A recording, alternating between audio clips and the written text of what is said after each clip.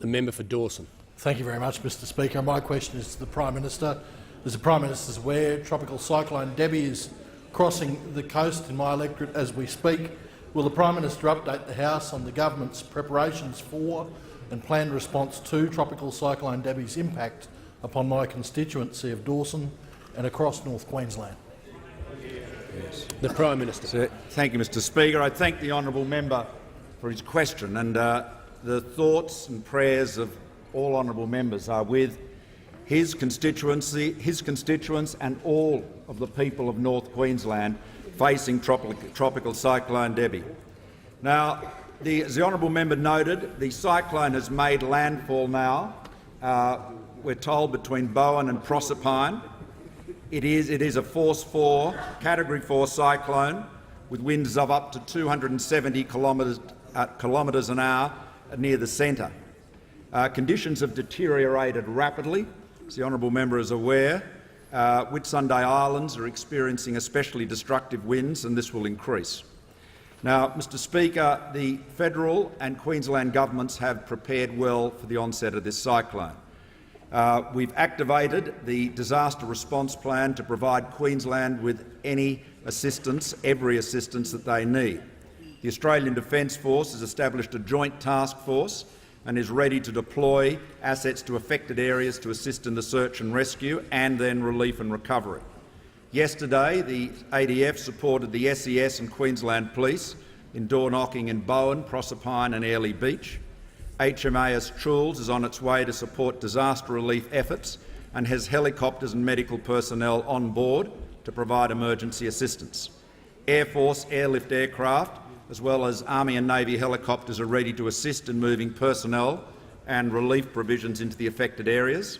Army engineering units are prepared to provide assistance clearing roads and removing debris. This morning I spoke again, as I have over the last 24 hours, with Premier Palaszczuk, and at her request, with the Defence Minister, I've arranged for Brigadier Chris Field, currently the commander of 3 Brigade in Townsville, to act as the recovery coordinator for Tropical Cyclone Debbie.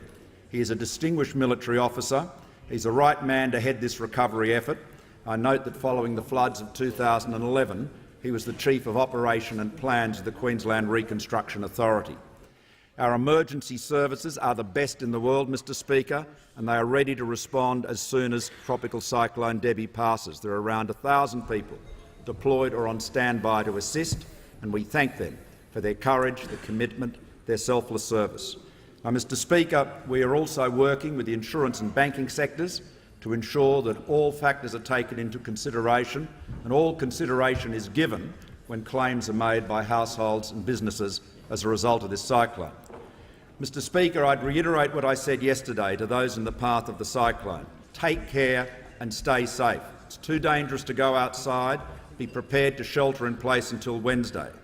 Emergency services will only be able to respond after the cyclone has passed and the winds have subsided. If you are sheltering at home, make sure you're prepared and listen to the radio for cyclone updates. When it's safe to do so, check on your neighbours, friends and family. Look out for each other.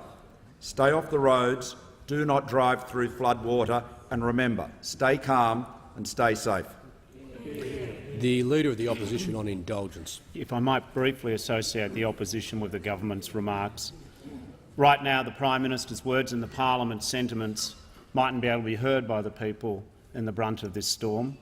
There'll be people at home without power, perhaps, people in shelters trying to ensure that their families are safe. Perhaps the only thing they can hear right now is cyclonic winds, the noise of lethal flying debris. It must be very harrowing for the people going through this. We're very fortunate to have the nurses and the doctors serving in the wards, the emergency services, the volunteers, the ADF, the local government workforce.